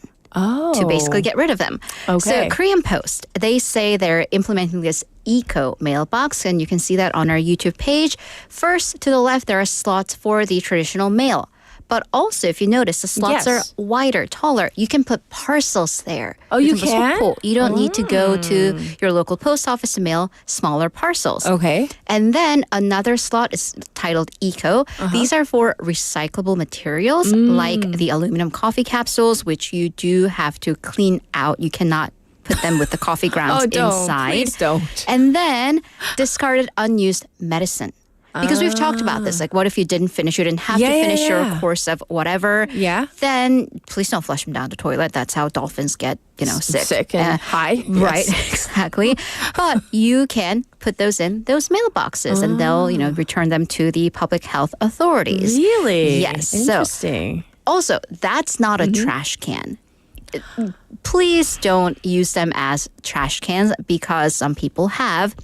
That is actually because you are damaging mail, which is now government property because that is a government entity. Damaging the mail inside the mailbox by putting in cigarette butts, drinks in there, it can subject you to up to 3 years in prison or 30 million won in fines. They're serious. Find a trash can. Yes, don't do that. Take it home. And also train your kids not to. Oh, yes. Oof. Didn't even think about that. Right. Well, thank you for going over all the Waggle-worthy stories. We have a follow-ups from 성이 이름 waiver. 그래서 한이 고집이 장난 아니에요. 새엄마 잘못한 거 1도 없는데. Oh, she has a stepmom? I don't know. I don't know the story. This is complicated. That's why we need to go see it together. Blended How family. about that? Okay. Very, very now. Well, we'll check in with you tomorrow. Thank you, Haley. Bye-bye. And here's your updated traffic and weather.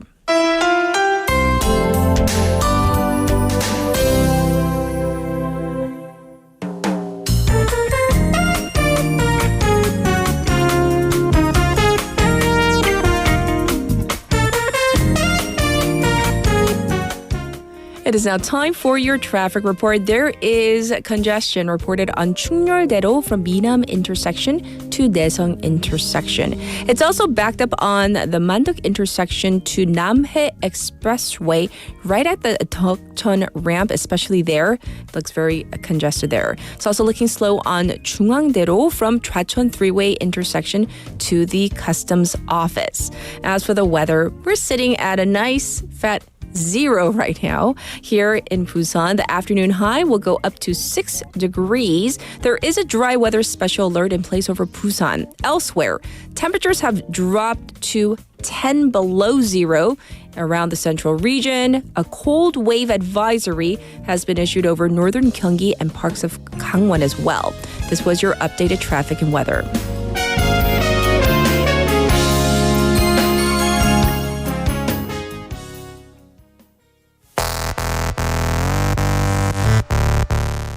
And this is Mr. by 소녀시대. Let's go. 뭘 걱정하는데 너 Let go. 뭐가 또 두려운데 자고 또 죄다 늦어버려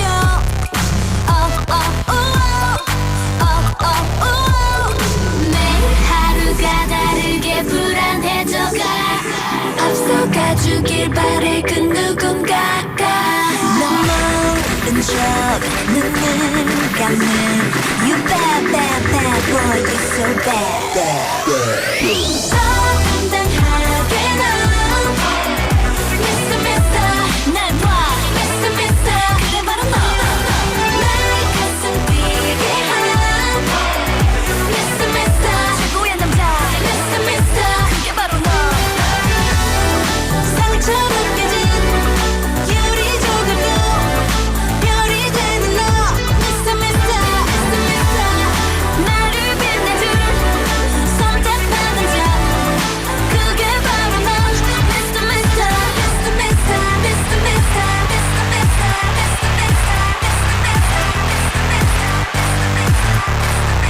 왜 넌 아직도 믿지 못해 진짜 비밀을 알려줄게 넌 왜 특별한 미스터인지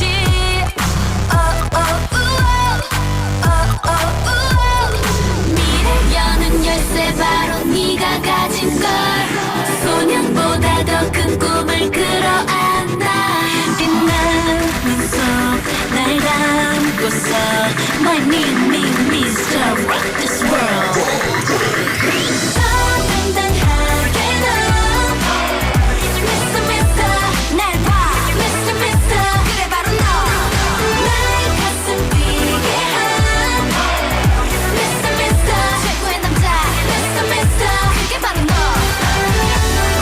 상처로 깨진 유리 조각도 별이 되는 너 Mr. Mr. Mr. Mr. 나를 빛내줄 선택받은 자 그게 바로 너 Mr. Mr. Mr. Mr. 1, 2, 3, 4.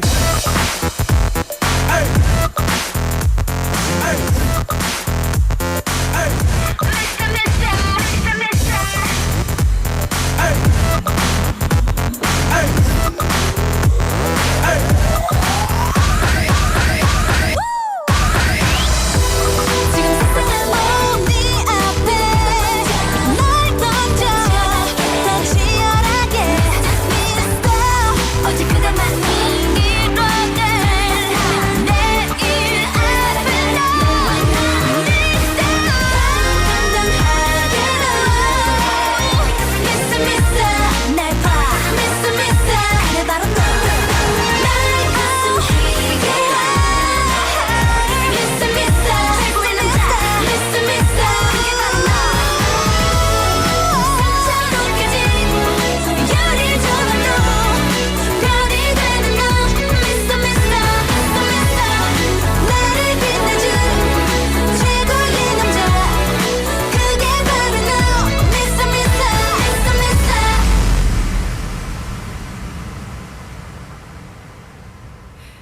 Welcome back, everybody. Let's go over our text topic one last time. So today we've been reminiscing, going back to our days of past.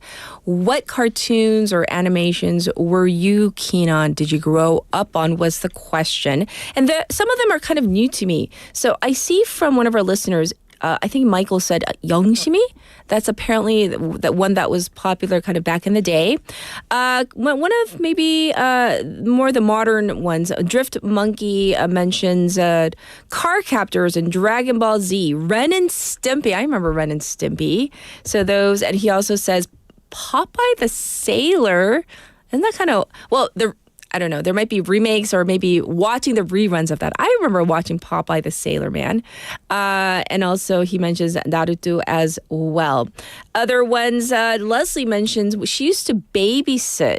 And the kids she babysat loved watching Kim Possible. I remember that one too, where it was very positive. And also, Where in the World is Carmen Sandiego? Oh, that's a good one. The ones that I also remember, especially for like my kiddies, they grew up on like, what was that?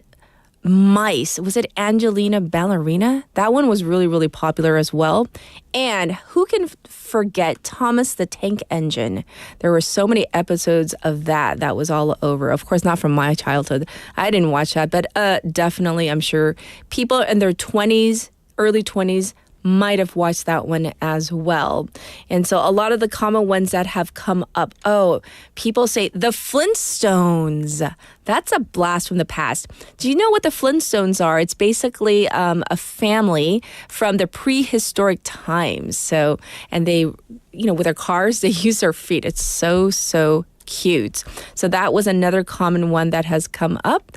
And we're going to be actually going to Jennifer first today. So in just a little moment, I'll be back with Jennifer and we're going to get to Skills 101 today. So I'll be back in just a moment.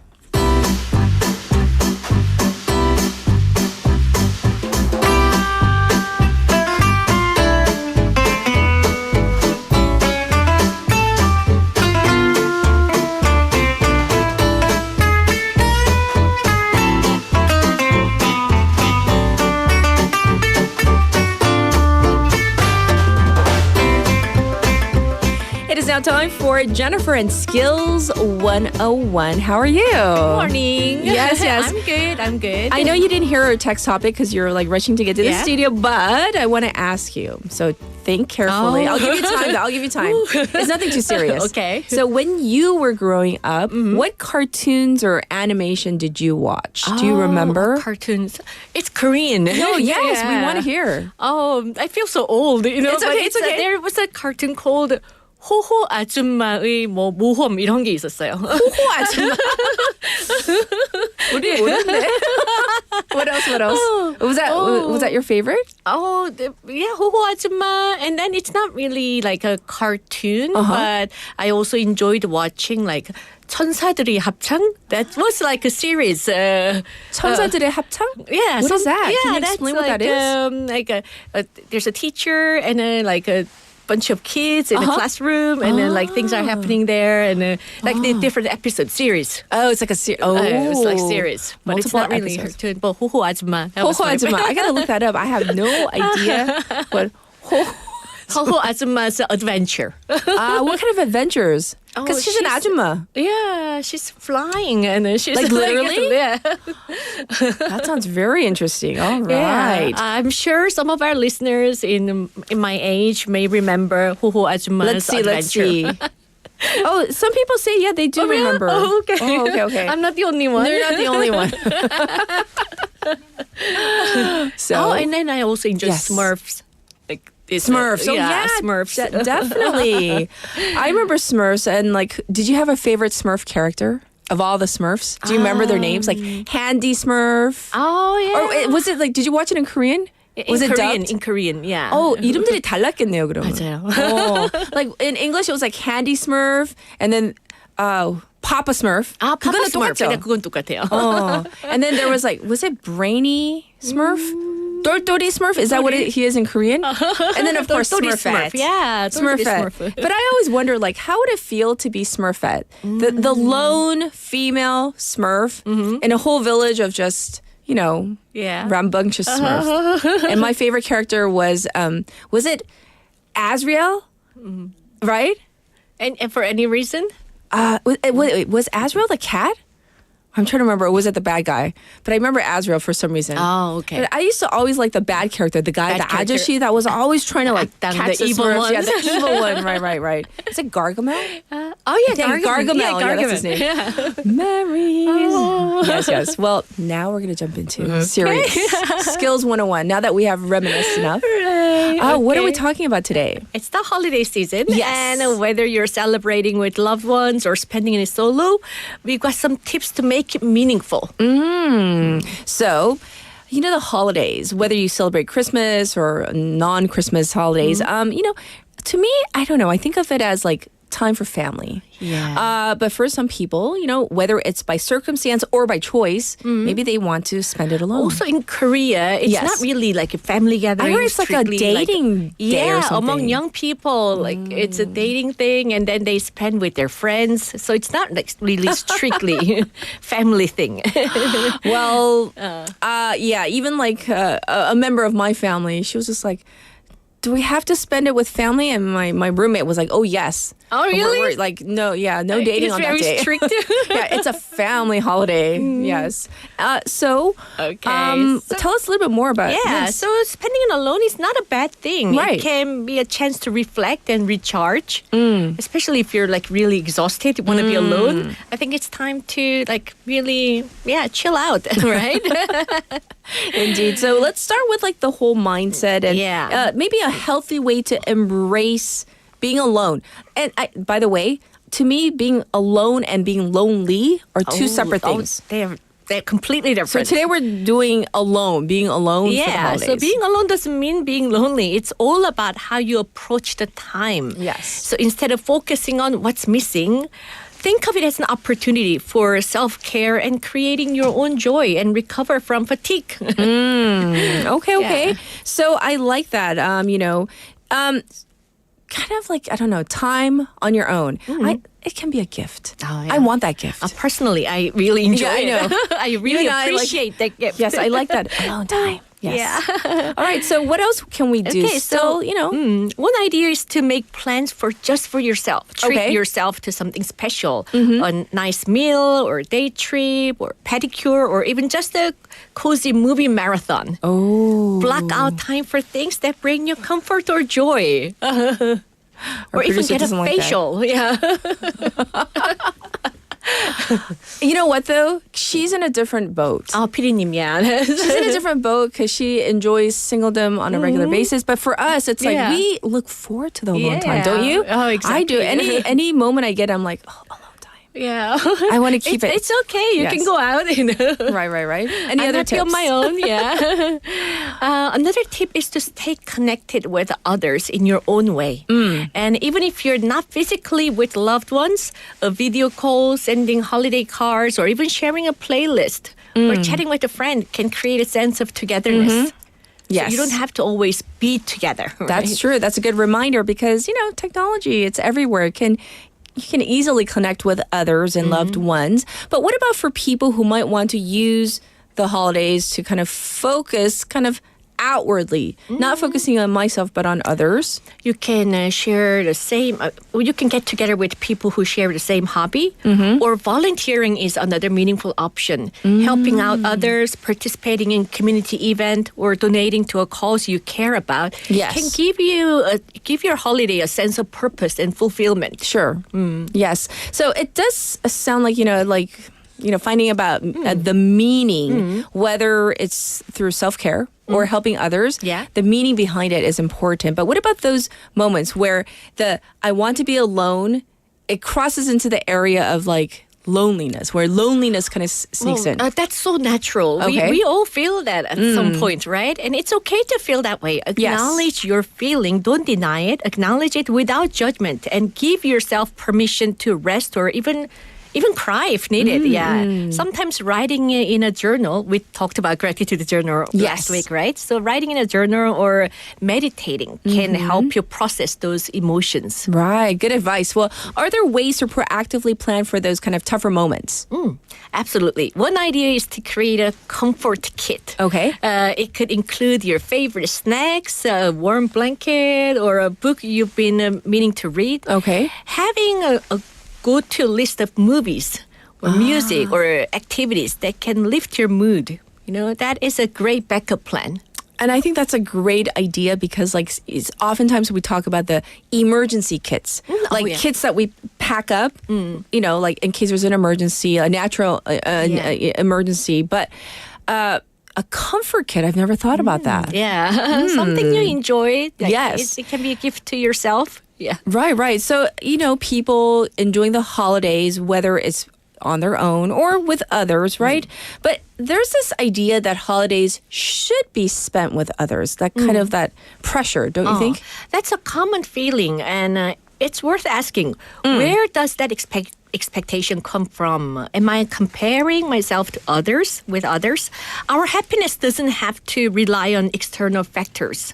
So building the skill to enjoy your own company is incredibly empowering. Yes, indeed. So I think that's really powerful what you're telling us, being your own source of happiness. Yeah, because sometimes we care too much about other people. What if they think I have no friends, Right, that's true. Yeah. And do you think that this perspective can extend beyond the holidays? Oh, definitely. Cultivating a sense of self-reliance and contentment can enhance your overall well-being in the long run. So plus, when you do spend time with others, it feels more like a choice rather than a necessity. Yes. Well, I kind of like that. The balance of that, right? So for someone ready to make the most of a solo holiday, where should they start? Start by asking yourself, what would make this time feel special or meaningful to me? Okay. Maybe it's trying something new, like baking a holiday treat, or simply enjoying a quiet morning with your favorite cup of coffee and music. That sounds really good. Just focusing on yourself. I like that. Yeah. Just a thought of that. What about for people who aren't used to spending time alone? I know many of them, yeah. Yes. So even carving out an hour to do something just for yourself can be a great start. Over time, you'll find the solo moments can deeply be rewarding and even fun. You just have to get used to it. It can be hard in the beginning, right? Well, one thing that I've realized that, having people around you doesn't always make you less lonely. You can be in a group of people and still feel lonely. Oh, that's so true. I've seen situations, people where being in a group or even with family can amplify feelings of isolation. Yes. Especially if the connection feels forced or unfulfilling. 억지로 그렇게 느끼는 거는 그렇죠. Oh, 맞아요. Right. Well, I'm sure that can be harder, tougher during the holidays when there is kind of that pressure to be merry and cheerful all the time. So how can people navigate these types of situations? Well, first, it's important to acknowledge those feelings without guilt. Yeah, loneliness isn't a failure. It's just an emotion. Yeah. Then taking small steps to focus on what you need in that moment. Yes. Whether it's a bit of solitude, connecting with someone you trust, or even just stepping out for fresh air.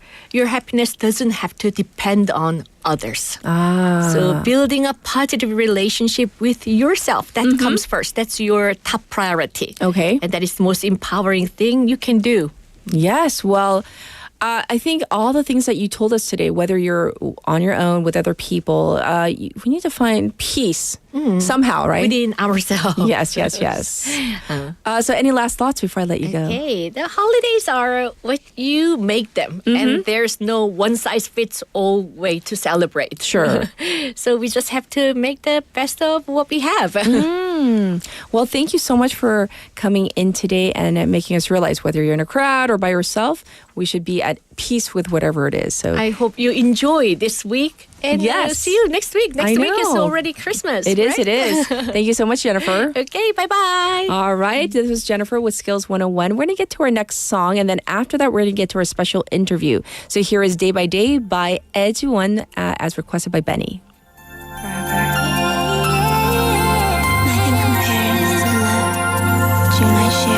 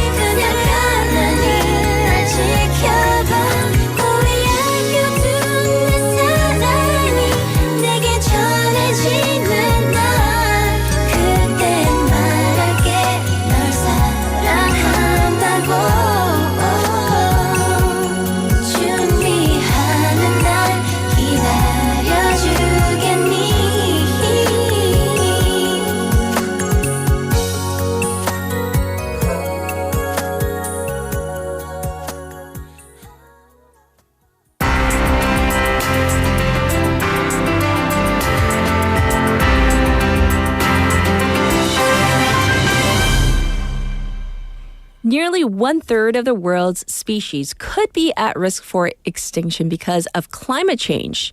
But did you know Australia is facing a silent extinction crisis of invertebrates? We're talking about 무척추 동물 with over maybe 9,000 species that may be lost. Well, unlike birds and mammals, invertebrates like insects and spiders and worms often go kind of under the radar, unnoticed, despite being crucial to ecosystems. You know, these species provide essential services, but alarmingly, up to 3 invertebrate species may be going extinct each week. Pretty alarming. Let's find out more about this. We have invited Dr. Jess Marsh. She's a visiting researcher at the University of Adelaide and adjunct researcher at Murdoch University. Let's say hi to her. Hi, welcome to the program. Morning, Catherine. Thanks so much for having me on today. Oh, the honor is ours, of course.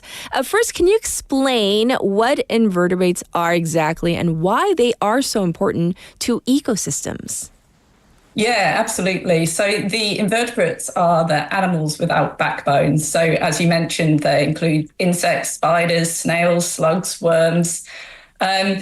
And invertebrates are essential for the way that our world functions. So they're really the building blocks of our natural world, our agriculture, and our way of life. So, for example, they pollinate our plants, they break down leaves and organic material, recycling nutrients back into the soil, which then helps the plants grow. They're also food for other animals and plants, and they control pests. And these are just some of the functions they do. So they're basically the little things that make the world tick over. Thanks for explaining so thoroughly. And so I hear that your research has revealed, I said it in the intro, that over 9,000 invertebrate species have actually gone extinct in Australia. Is this true? Yeah, well, this is what our findings indicate. So at the moment, only 10 invertebrate species are officially recognised as extinct in Australia. But yeah, so our analyses showed that the actual figure is likely much, much higher at 9,000 species. Yes. And how do you come about this number? How did you come about estimating this number? Yeah, no, that's a really good question. With invertebrates in Australia, there's a lot we don't know. Yes. So we used a number of methods to come up with the final figure. So firstly, we took the extinction rate of better known animals in Australia. So the vertebrates, basically, the mammals, birds, the reptiles, and others.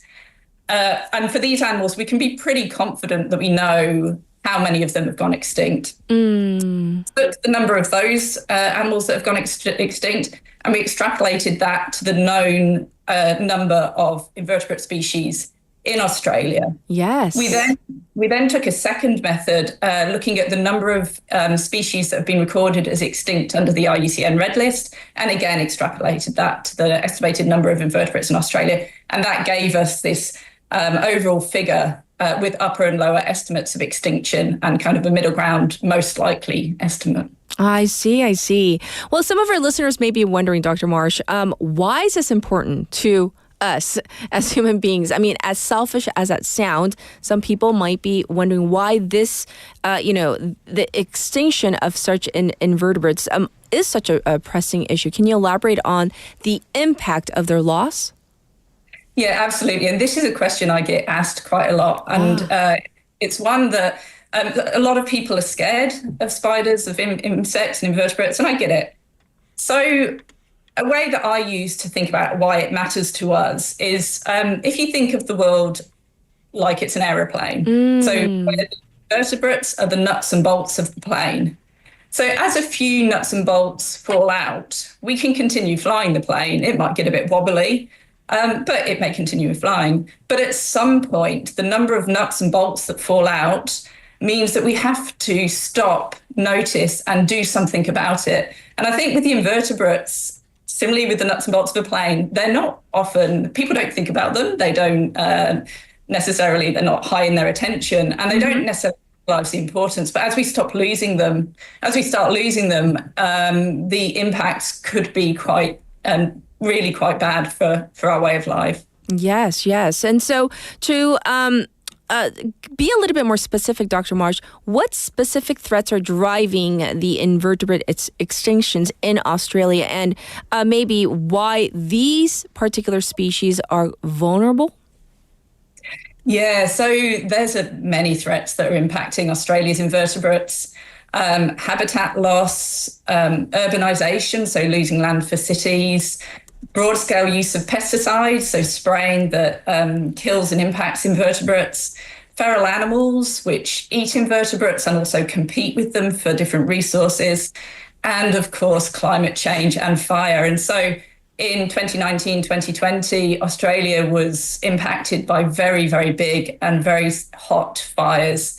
And we believe many invertebrate species were impacted through that. And it's really the combination of all these threats impacting that is really pushing animals to the brink of extinction. I see. And two of the things you mentioned that stand out in my mind, urbanization and climate change, those are things that human beings are doing. So we can definitely, we are to blame for most of this, if not all. But what about this whole idea of ghost extinctions? Because I hear that's a term that is used, this concept, in your study. What does this mean, and what does it say about our understanding of biodiversity loss? Yeah, so this was a term that we came up with in the study, and I think it's a really poignant term. It really describes what's happening well. So most of the species, the invertebrate species that have gone extinct, were not described and were unknown at the time of extinction. So this means that the species go extinct without ever being known, without ever being documented, and without ever being recorded. And so they are effectively ghosts. And it's a really important term because it holds a lot of sadness, but also it points to the need to get more information about these species so that we can prevent extinctions, but at the very least so that we can document the extinction, so we can measure the impact that us as humans are having on biodiversity and on the planet.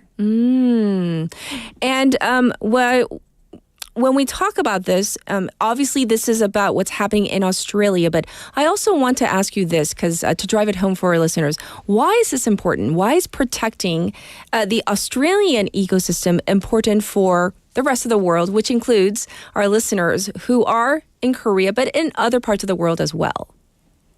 Yeah, no, that's again a good question.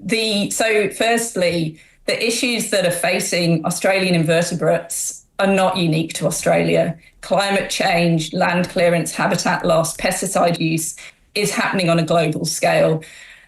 And Australia, whilst there are a lot of gaps in our knowledge of invertebrates, whilst it's estimated there's 300,000 species of invertebrate in Australia, only 100,000 are described or known. So whilst we've got data gaps, we actually have a lot more data in Australia than many other places in the world. And so these findings in Australia are an indication of what could be happening more broadly on a global scale. And it's because invertebrates are so important to the way our systems work. I think it's really important that we are aware that this is an issue, because often invertebrates are kind of brushed under the carpet. They're not part of the conversation. So I think for that reason, it's important that the world knows what's happening in Australia with their invertebrates. Yes, indeed. Thank you for thoroughly explaining the situation there and why it might impact everybody around the world as well. Thanks for joining us today, Dr. Marsh. We do appreciate it. Thanks. It's been a pleasure to talk to you. Everybody, this was Dr. Jess Marsh, and so she explained why the extinction of invertebrates, once again, the 무척주 동물, we don't really pay much attention to them. Sometimes not a passing thought, but why this is important and the impact that we're making on them, and vice versa, how their disappearance is going to impact us ultimately, and that's why we covered this issue. So today we talked about, of course, what's going on here domestically. We talked about other issues all around the world, and for our text topic, we talked about your childhood favorites. of cartoons and animation. So Taejin Waver joining us a little later than usual says, he says, 무도사, 배추도사 정말 재밌게 봤어요.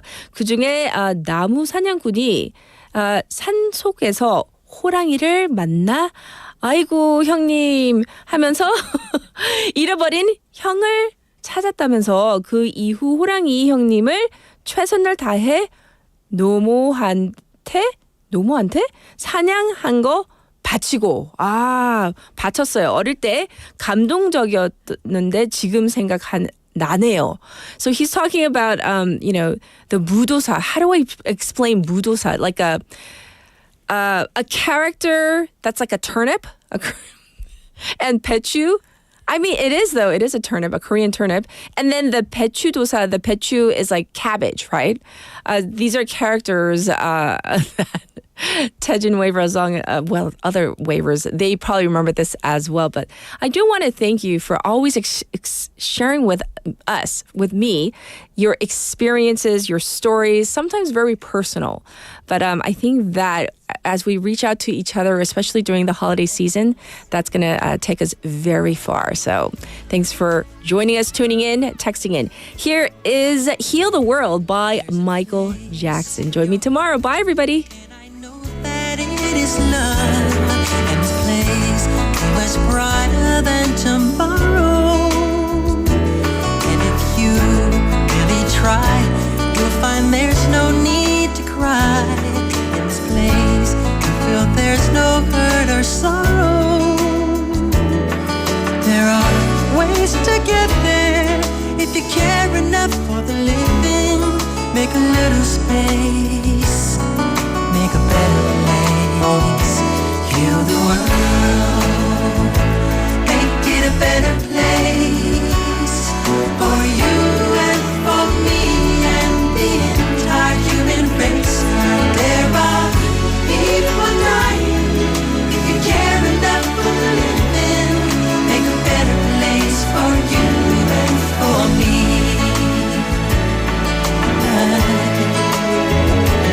If you want to know why, there's a love that cannot lie. Love is strong, it only cares for joyful giving. If we try, we shall see. In this bliss we cannot feel, there will drift, we stop existing and start living.